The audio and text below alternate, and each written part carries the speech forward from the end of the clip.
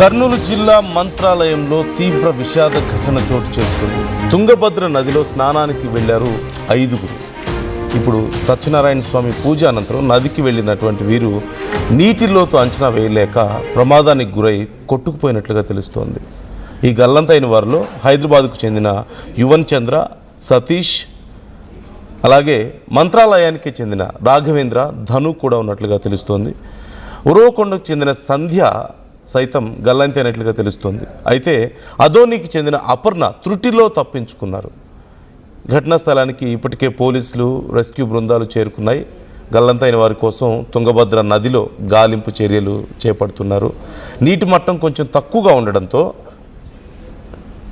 లోతుని అంచనా వేయలేక నీటిలోకి వెళ్ళిన వాళ్ళలో 4 గల్లంతైనట్లుగా తెలుస్తోంది.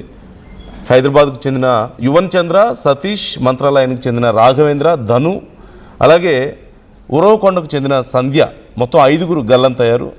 అదోనికి చెందిన అపర్ణ మాత్రం త్రుటిలో తప్పించుకున్నట్లుగా తెలుస్తోంది. ఆ తర్వాత వెంటనే పోలీసులకు సమాచారం ఇచ్చారు. పోలీసులకి, బంధువులకి తెలియడంతో అక్కడికి పోలీసులు చేరుకున్నారు. రెస్క్యూ బృందాలు ఇప్పుడు రెస్క్యూ ఆపరేషన్ చేస్తున్నాయి. గల్లంతైన వారి కోసం గాలింపు చర్యలు చేపడుతున్నట్లుగా తెలుస్తోంది. అక్కడ ఉన్నటువంటి పరిస్థితి మీరు ఒకసారి చూడొచ్చు. ఆ బంధువులు, కుటుంబ సభ్యులు అక్కడికి చేరుకొని వారి కోసం గుండెలు బాదుకుంటూ రోధిస్తున్నటువంటి ఆ పరిస్థితి అందరినీ కంటతడి పెట్టిస్తోంది. ఒక్కసారి అక్కడున్న పరిస్థితిని నేను మీకు చూపిస్తాను.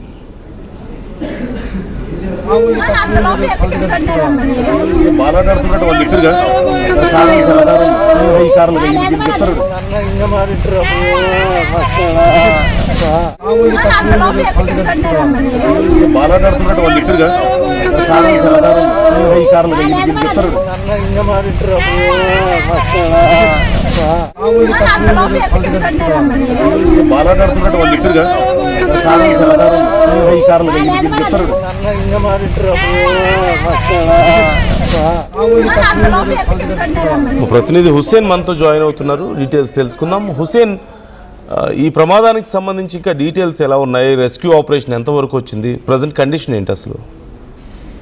నందు, కర్నూలు జిల్లా మంత్రాలయం తుంగభద్ర నదీ తీరాన విషాద ఛాయలు అనుకున్నాయి. ప్రధానంగా ఇవాళ రాఘవేంద్ర స్వామి దర్శించుకునేందుకు వచ్చిన ఎవరైతే భక్తులు ఉన్నారో వాళ్ళ 5 గల్లంతైనటువంటి ఘటన వెలుగులో వచ్చింది. ఒక్కసారిగా తుంగభద్ర నదీ తీరం అంతా కూడా విషాద ఛాయలతో, ఆర్తనాదాలతో ఆ ప్రాంతం కనిపిస్తున్నటువంటి సిచ్యువేషన్ అయితే మనం ప్రధానంగా విజువల్స్ కూడా కనిపిస్తుంది. అయితే సత్యనారాయణ స్వామి పూజ అనంతరం స్థానికంగా ఉన్నటువంటి నదికి వెళ్లారు బంధువులంతా. నీటి లోతు అంచనా వేయలేక ప్రమాదానికి గురైనట్టు ప్రధానంగా తెలుస్తుంది. గల్లంతైనటువంటి వారిలో హైదరాబాద్ కు చెందిన యువన్ చంద్ర 5 సంవత్సరాలు, సతీష్ 35 సంవత్సరాలు, మంత్రాలయం చెందిన రాఘవేంద్ర 25 సంవత్సరాలు, ధను 23 సంవత్సరాలు కూడా గల్లంతయ్యారు. ఉరవకొండకు చెందిన సంధ్య 22 సంవత్సరాలు ఆచూకీ కోసం గాలిస్తున్నటువంటి పరిస్థితి ఉంది. ఆదోనికి చెందిన అపర్ణ సురక్షితంగా బయటపడినట్టు మనకు సమాచారం అందుతుంది. ఘటనా స్థలానికి చేరుకున్న పోలీసులు, రెస్క్యూ బృందాల ద్వారా ఎవరైతే గల్లంతైనటువంటి వారి కోసం గాలిస్తున్నటువంటి పరిస్థితి కనిపిస్తుంది. గల్లంతైన వారంతా కూడా వివిధ ప్రాంతాలకు చెందిన వారుగా మనకు ప్రధానంగా తెలుస్తుంది. దీంట్లో ప్రధానంగా ధను భౌతిక కాయం లభ్యమైనట్లు తెలుస్తుంది. 4 కోసం తుంగభద్ర నది తీరం అంతా కూడా ఎగ్జిక్యూటివ్ గాలిస్తున్నటువంటి సిచ్యువేషన్ అయితే కనిపిస్తుంది. అయితే ప్రధానంగా ఇప్పుడు ఈ ఘటన జరిగి సుమారుగా 1 గంట అవుతున్నటువంటి నేపథ్యంలో అక్కడ రెస్క్యూ నిర్వహించి గల్లంతైన వారి కోసం గాలిస్తున్నటువంటి పరిస్థితి అయితే కనిపిస్తుంది. ఎగువ ప్రాంతం నుంచి వచ్చేటువంటి నీటి ప్రవాహము అయితే తుంగభద్ర నది తీరానికి నీటి ప్రవాహం దిగువకి బంద్ చేసి ఉన్నప్పటికీ కూడా అయితే కొంచెం ఫ్లూయిడ్స్ ద్వారా వచ్చేటువంటి నీటి ప్రవాహం ఎక్కువగా ఒకసారిగా అక్కడ పెరిగి ఉండడం, లోపల నది అంటే తుంగభద్ర ఆ నదిలోకి వెళ్లి కాస్త స్నానాలు ఆచరించాలని వెళ్ళినటువంటి వారికి ఊహించినటువంటి పరిణామం నేపథ్యంలో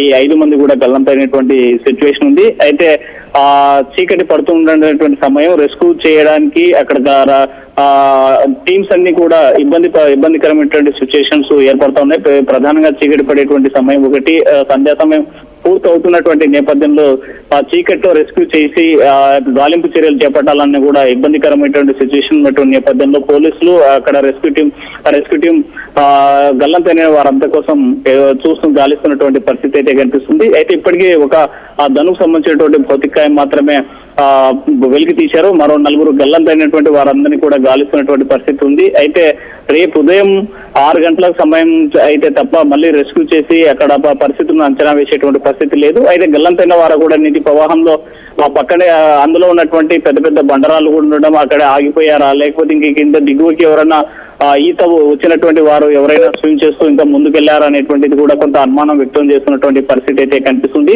సో మొత్తంగా చూసుకుంటే శ్రీ రాఘవేంద్ర స్వామి దర్శనం రావడం, అక్కడ సత్యనారాయణ స్వామికి సంబంధించినటువంటి పూజ కంప్లీట్ అయిపోవడం, ఆ తర్వాత స్నానం కోసం నది తీరానికి వెళ్ళినటువంటి నేపథ్యంలో ఒకసారిగా వీరంతా గల్లంతు కావడం అనేది ఆ కుటుంబాల్లో తీవ్ర విషాదాన్ని మిగిల్చిందని చెప్పొచ్చు. ఈ ఘటనతో ఒక్కసారిగా మంత్రాలయానికి వచ్చినటువంటి భక్తులంతా కూడా షాక్ కి గురవుతున్నటువంటి పరిస్థితి అయితే కనిపిస్తుంది. ప్రతి ఒక్కరు కూడా వాళ్ళని కాపాడేటువంటి ప్రయత్నం చేసినప్పటికీ ఆ 4 గల్లంతైనటువంటి సిచ్యువేషన్ అయితే కనిపిస్తుంది. రిస్క్ కంటిన్యూగా కొనసాగుతుంది. అయితే రాత్రి వేళ కావడంతో కొంత రిస్క్ కి ఇబ్బందికరమైనటువంటి సిచ్యువేషన్ ఉండడంతో రేపటి ఉదయం ఆ 4 కోసం రెస్క్యూ చేసే అవకాశాలు అయితే స్పష్టంగా కనిపిస్తున్నాయి. Right thank you Hussain, thanks for the details. మొత్తం మీద 5 గల్లంత అయితే ఒకరి మృతదేహాన్ని మాత్రం గుర్తించినట్లుగా తెలుస్తోంది. ఇప్పటికీ రెస్క్యూ చేశారు. మరొక 4 మృతదేహాల కోసం వారు గాలింపు చర్యలు చేస్తున్నారు, రెస్క్యూ టీం అలాగే పోలీసులు. అయితే నైట్ టైం అవడంతో రెస్క్యూకి కొంత ఆటంకం ఏర్పడుతున్నట్లుగా తెలుస్తోంది, ఇబ్బందిగా ఉంది. గజ ఈతగాళ్ళు లోపలికి వెళ్ళాలన్నా అలాగే రిమైనింగ్ టీం లోపలికి వెళ్ళి సర్చ్ చేయడానికి ఇబ్బందికరంగా ఉన్నట్లుగా తెలుస్తోంది. లోతు ఎక్కువగా ఉండడం, కొంత డీప్ లెవెల్కి వెళ్ళి అక్కడ సెర్చ్ చేయాల్సి ఉంటుంది. ఈ టైంలో నైట్ టైం అయితే అది మరింత ఇబ్బందికరంగా ఉండే అవకాశం ఉంటుంది సహజంగానే. ఈ నేపథ్యంలో రేపు కూడా రెస్క్యూ ఆపరేషన్ కొనసాగే అవకాశాలు కనిపిస్తున్నాయి. మరోవైపు అక్కడ ఆ 5 కుటుంబ సభ్యులు ఇప్పటికే అక్కడికి చేరుకొని వాళ్ళ రోదనలతో ఆ ప్రాంతం అంతా కూడా మిన్నంటినట్లుగా తెలుస్తోంది. ఒకరి మృతదేహం లభ్యమైంది, మరొక 4 మృతదేహాల కోసం ఇంకా వారి కుటుంబ సభ్యులు బంధువులు అక్కడ ఎప్పుడు కనీసం వాళ్ళ చివరి చూపైనా దక్కుతుందా అని చాలా ఆవేదన పడుతున్నట్లుగా మనకు కనిపిస్తుంది.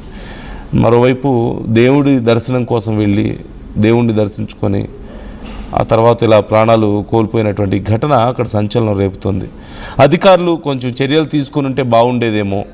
అక్కడికి భక్తులు వచ్చినప్పుడు భక్తుల్ని అంత డీప్ లోపల వరకు అలౌ చేయకుండా ఉండాల్సిందేమో, లేదంటే కొంచెం జాగ్రత్తలు తీసుకోవాల్సిందేమో అని చెప్పేసి మరి కొంతమంది అభిప్రాయాలు వ్యక్తం చేస్తున్నారు. సో ఈ అంశానికి సంబంధించి మీ అభిప్రాయాలు ఏంటి? ఇలాంటి ఘటనలు మనం ఫ్రీక్వెంట్గా చూస్తూనే ఉన్నాం.